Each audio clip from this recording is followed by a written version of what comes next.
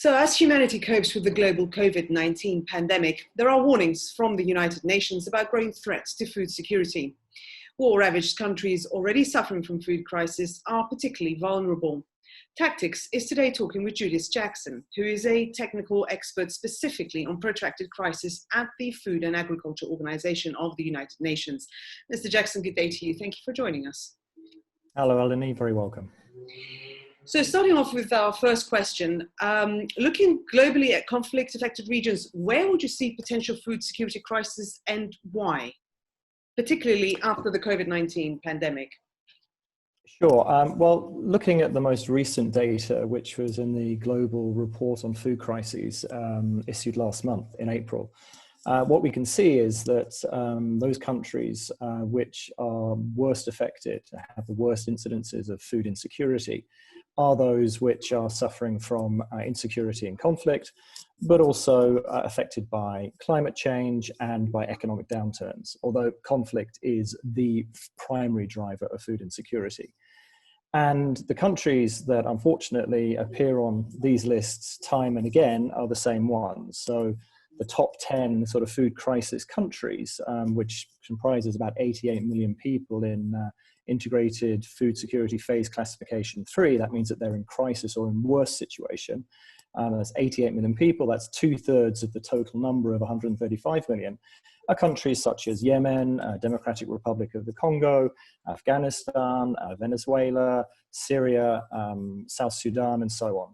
And these are countries where you have repeated shocks, which undermine livelihoods, which basically have a protracted crisis situation, and where one shock comes after another.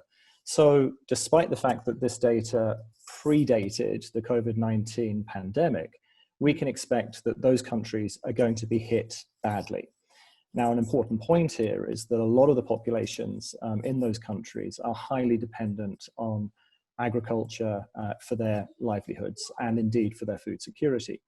So as soon as you start putting in restrictions on movement, that means people can't maybe access markets, they can't sell their produce, they then have a limited income, you may have other restrictions on the value chain, also having links to, for example, seasonality. Can people get or even afford to purchase inputs when it comes to the cropping season? So in the Sahel at the moment, the planting season is due next month for large parts of the Sahel. So a big effort needs to be made to support those subsistence or small-scale farmers to be able to get those inputs in time to avoid a worse food crisis later in the year. And if we look at pastoralists, for example, elsewhere in the Horn of Africa, as well as across the Sahel, they're often moving, as part of their livelihood, they move herds of cattle, of livestock, across borders. Cross-border movement is impacted. That means that pastoralists moving livestock is impacted. Their livelihoods are compromised. And that could also lead to tensions where you have different groups trying to access areas that they have traditionally, but may be stopped from doing so. And that can lead to local disputes and tensions. So the short answer is probably in many of the same places that we see the worst incidences of food insecurity now, but compounded by additional factors brought on by COVID-19, the restrictions in terms of movement, disruptions to the food supply chain more broadly, and indeed potentially exacerbating existing conflict drivers and conflict lines. That doesn't mean to say that other countries won't be affected, and indeed the most recent edition of The Lancet refers to in their editorial, food security is the sting in the tail of COVID-19.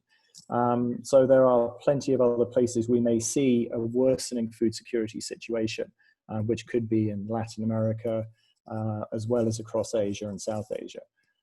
But they may be easier to deal with. Where would you expect the biggest sources of instability and disruption then?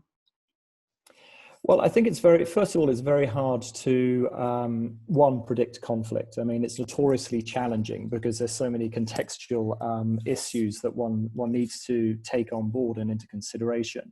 And also COVID-19 is placing a lot of stress on societies everywhere.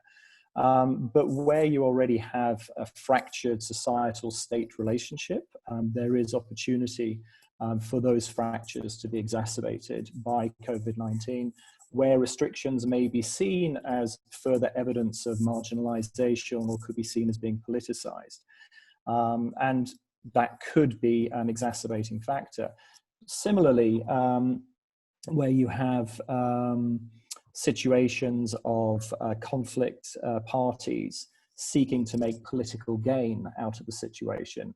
So we've seen, for example, in the newsletter from ISIS, Al-Naba, calling for affiliated groups to take advantage of the situation where there may be more of a focus on addressing health implications of a population. So that could imply that there will be additional impacts in countries such as Burkina Faso, Niger, Nigeria, Iraq, Syria, Afghanistan, and so forth. I mean, that's not a causal link, it's somebody taking the opportunity. I think as somebody coined the phrase, it's like nobody wastes a good crisis in order to further their own aims. I think there's also issues where, for example, democracy and the push for stabilization may be compromised. If you think of UN peacekeeping missions, for example, rotation of troops can be compromised. You maybe have less availability of peacekeeping troops because of restrictions over movement, of rotation, of self-containment, self-isolation. And indeed, those kind of traditional diplomacy rules and protocols may actually be effectively absent, as you don't have that face-to-face engagement.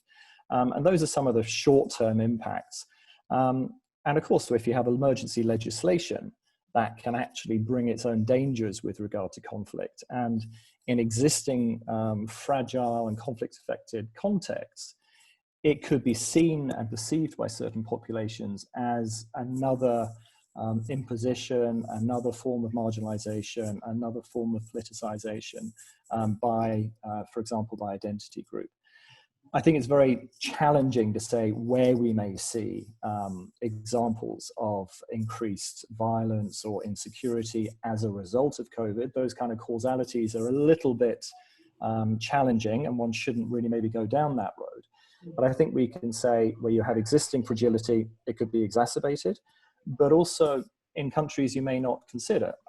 There was recently protests in Chile over food and hikes in food prices.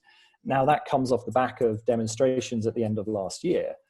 So there's a pre-existing resentment or dissatisfaction with the government. So, you know, we can see these kind of contextual factors coming together. The most important thing is to look at the contextual situation and analyze that and see how this could be used. It could be an exacerbating factor. Mm-hmm. And finally, on the whole, do you think that multinational military forces mitigate some of the immediate food security crisis, either by facilitating access or otherwise? It's very much a maybe answer. Again, I'm afraid, to the point that a lot depends on the context and the mandate of the multinational force that you're talking about. Now, UN peacekeeping missions have a protection of civilians mandate.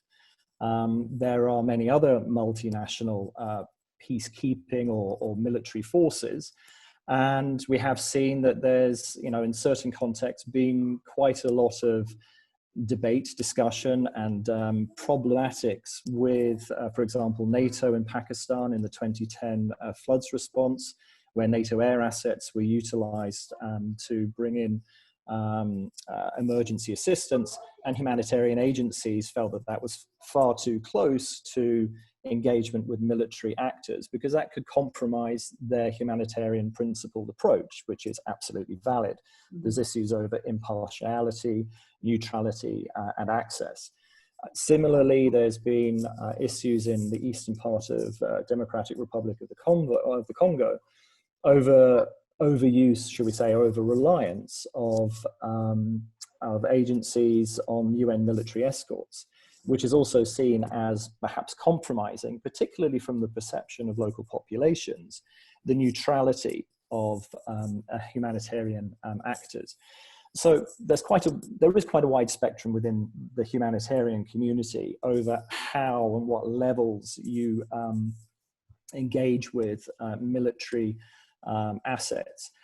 And a lot of that does come down to this fundamental concept of last resort. The concept's quite clear that if military assets and capabilities are the last resort to be able to respond to humanitarian need, then, and no suitable civilian capability is available, then that should be the case. But there's a very deep disagreement about when those circumstances actually and those conditions actually apply.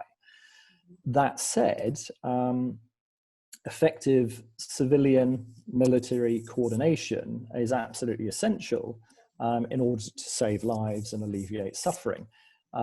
Dialogue between military and humanitarian actors is critical if you're going to be able to deliver aid and get access to certain areas, and if it's going to be provided in a timely and effective manner. So there needs to be consistent and effective engagement at that level. But to say whether the use of multinational forces would facilitate access, it's not a given. And it can actually imperil the provision of assistance to vulnerable populations and at-need populations. And there are a lot of ifs and buts within that question. Thank you very much for your time, Mr. Jackson. You're very welcome.